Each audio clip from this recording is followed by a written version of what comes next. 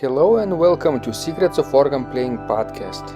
This is a show dedicated to helping you become a better organist. We're your hosts, Vidas Pinkevičius. And Aušra Motūzaitė Pinkevičienė. We have over 25 years of experience of playing the organ. And we've been teaching thousands of organists online from 89 countries since 2011. So now let's jump in and get started with the podcast for today. We hope you'll enjoy it. Hi guys, this is Vidas. And Aušra. Let's start episode 591 of Secrets of Organ Playing podcast. This question was sent by Justina. And she writes, "Hello, my name is Justina Pupeikytė, and my dream is to get into the Royal Academy of Music and after that become a professional organist. But there are few things that are keeping me down. I have very poor sight reading skills and weak transposition. I also learn musical pieces slowly. I'm not talking about slow tempo while playing, that concerns me, but the time that it takes for me to learn the piece and it's long. Can you help me? Thank you." So, I think Justina's question is kind of similar to the previous podcast conversation that we have recorded just a moment ago that Hervig has submitted, right? Yes, that's right. Except Justina also is interested in transposition skills. Yes. So basically I think all these three things are connected in between, the pure sight reading skills, and weak transposition, and also, that learning process is very long for her. I think these are all connected in between them. Well, the Royal Academy of Music, some of my students are studying there, not organ, but other instruments, and, well, we were really good, at least at the music theory. So I don't know what Justina's musical background is, but of course, to be accepted to the Royal Academy of Music is quite an ambitious goal. Mm-hmm. Your students who are studying at the Royal Academy of Music, actually some of them have graduated. They of course have graduated from the National Čiurlionis School of Art in Lithuania. So basically they have professional level 12-year training. Yes. Beforehand. 12-year. It's like art gymnasium, 12 years of curriculum, very intense, starting from 6 or 7 years of old. So imagine how much work has Justina to do, I don't know, in order to catch up. Where she is, yes, where she's studying right now, and what is her musical background.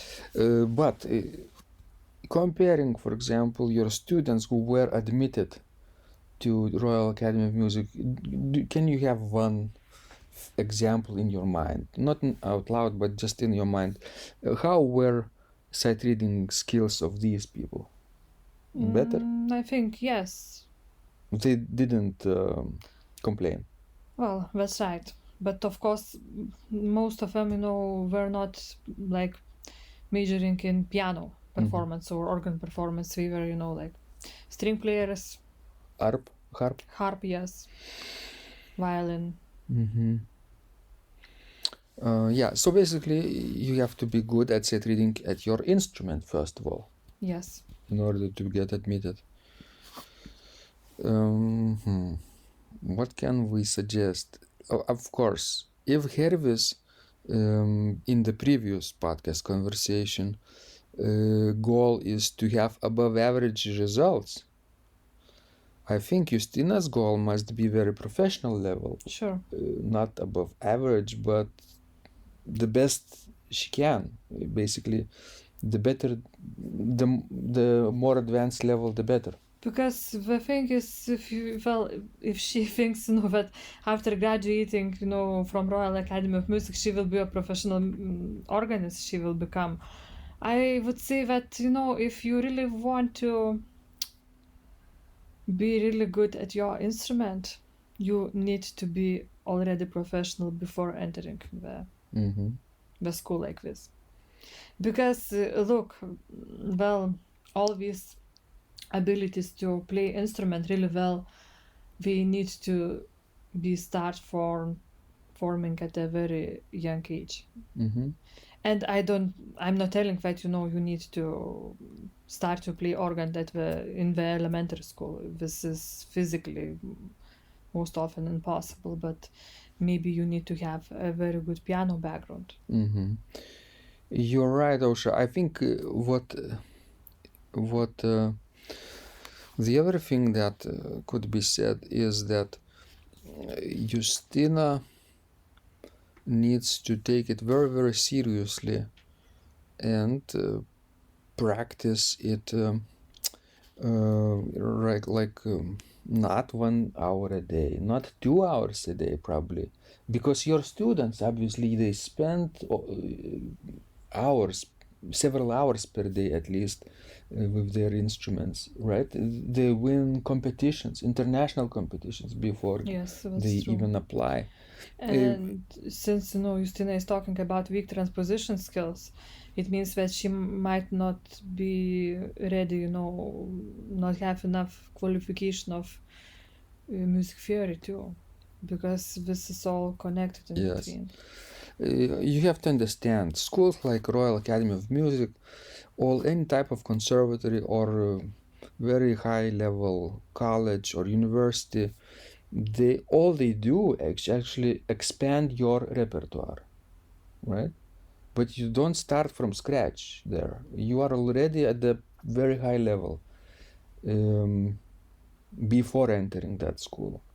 So you learn to play even virtuoso pieces at the earlier level, in the high school level, right? And then you apply and get admitted, and then you broaden your musical horizons, music theory, and probably harmony, even advanced harmony, and music history as well, organology, all those things, and obviously you learn tons of new repertoire in your field. You become kind of very prolific performer, I would say. You can have maybe several hours of recital program at your fingertips and your feet, right? On moment's notice. That's what these schools do. That's the end result. But before you get admitted, you have to have very high level also. Before that, you have to be able to play, virtuoso repertoire basically. And to achieve that, you actually need to practice every day a lot, very diligently, and for many hours. Yes, and for many years too.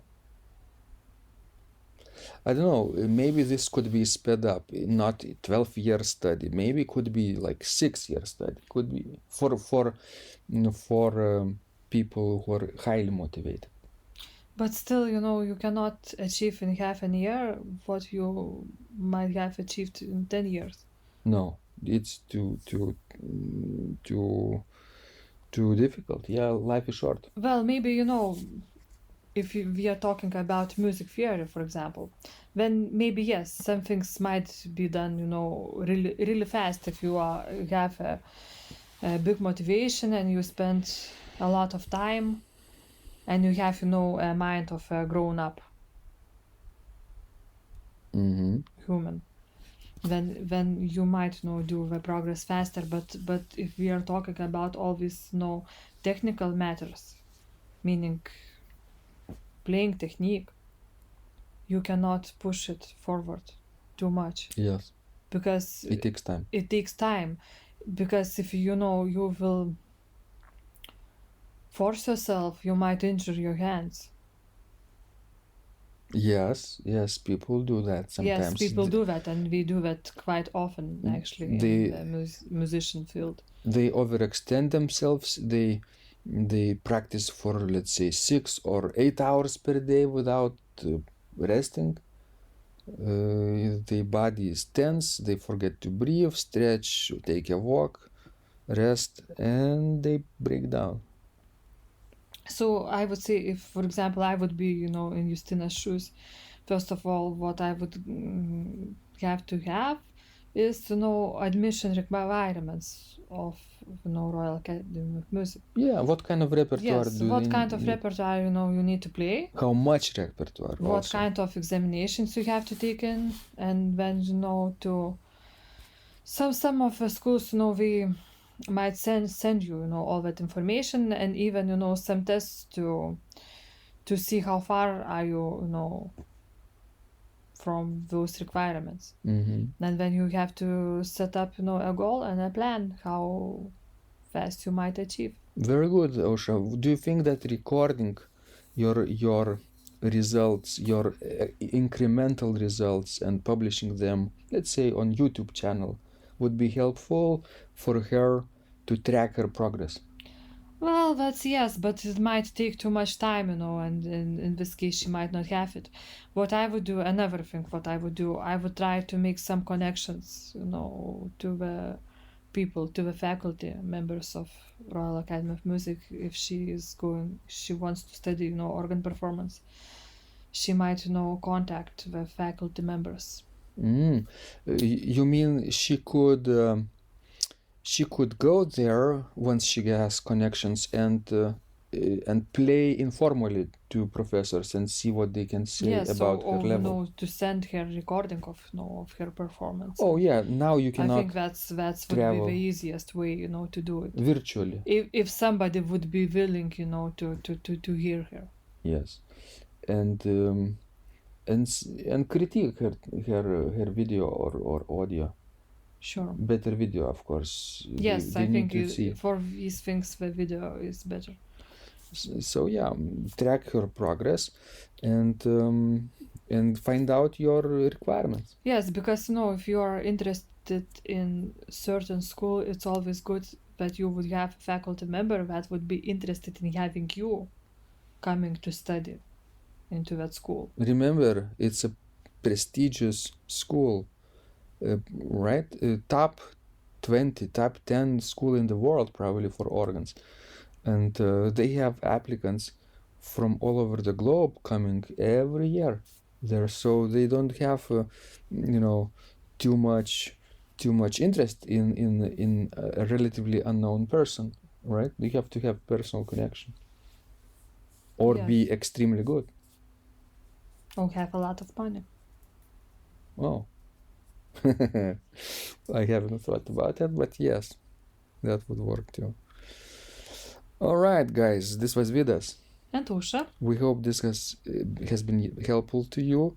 I think Justina's goal, just for ending this conversation, I might add that it's a little bit too ambitious for her right now. She needs to subdivide it into manageable units, right? What is the first step, second step, and then third step? If she takes those steps, she will progress, in a timely manner, not too overwhelming, What do you say, Ausra? Yes, I think that's a good suggestion. Yeah, step by step. This was Vidas. And Ausra. And remember, when you practice, miracles happen. This podcast is supported by Total Organist, the most comprehensive organ training program online. It has hundreds of courses, coaching, and practice materials for every area of organ playing. Thousands of instructional videos and PDFs. You will not find more value anywhere else online. Total Organist helps you to master any piece, perfect your technique, develop your sight reading skills, and improvise or compose your own music, and much, much more. Sign up and begin your training today at organduo.lt and click on Total Organist. And of course, you will get the first month free too. You can cancel anytime. If you like our organ music, you can also support us on Patreon and get free CDs. Find out more at patreon.com/secrets of organ playing.